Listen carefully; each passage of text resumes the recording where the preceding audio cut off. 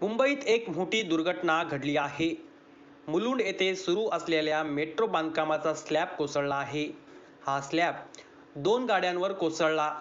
त्यामुळे या दुर्घटनेत एकाचा मृत्यू झाला असून दोन गंभीर जखमी असल्याची माहिती समोर येत आहे.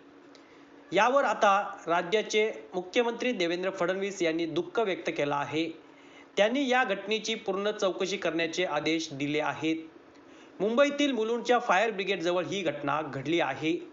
या भागात मेट्रो बांधकामाचा स्लॅब कोसळून झालेल्या दुर्घटनेत एका व्यक्तीचा मृत्यू झाला असून इतर काही जण जखमी झाले आहेत. या घटनेबद्दल मुख्यमंत्री देवेंद्र फडणवीस यांनी दुःख व्यक्त केले असून या घटनेच्या चौकशीचे आदेश सुद्धा त्यांनी दिले आहेत.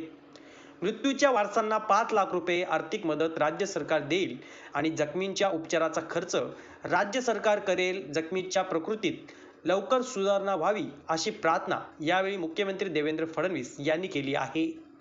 गौरव शेलार, युवा महाराष्ट्र, मुंबई.